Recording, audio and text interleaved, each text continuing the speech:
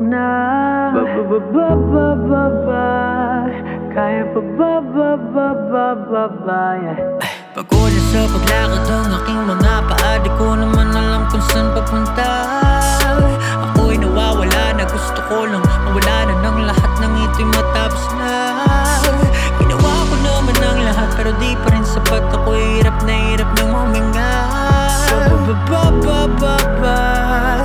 Ano ba? Di ko maintindihan, tinig sa aking lalamunan.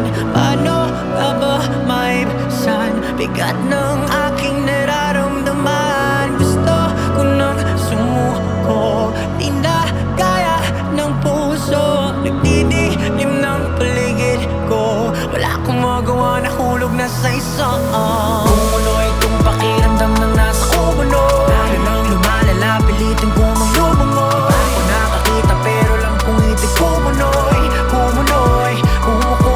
Nawawala na ang liyab at init ng aking apoy. Di ko na alam kung paano ko pa nga itutuloy. Di ba ako nakakita pero lang kung ito'y kumunoy.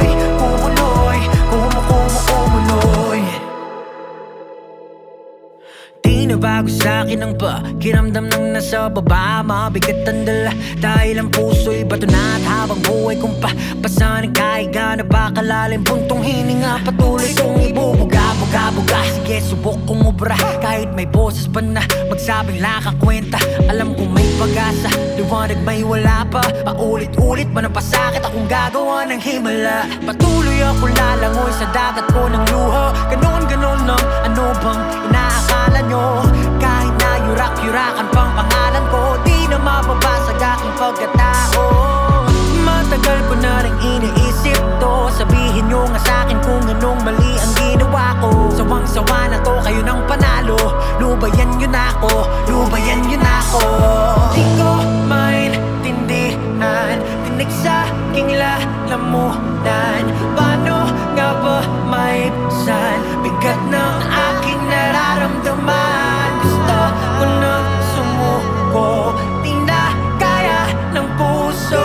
Nagdidilim ng paligid ko, wala akong magawa, nahulog na sa isang kumulo itong pakiramdam ng nasa kumulo. Lalo nang lumalala, pilitin ko maglumango. Di ba ako nakakita pero lang kung ito'y kumunoy. Nawawala na ang liyab at init ng aking apoy. Di ko na alam kung paano ko pa nga itutuloy. Di ba ako nakakita pero lang kung ito'y kumunoy.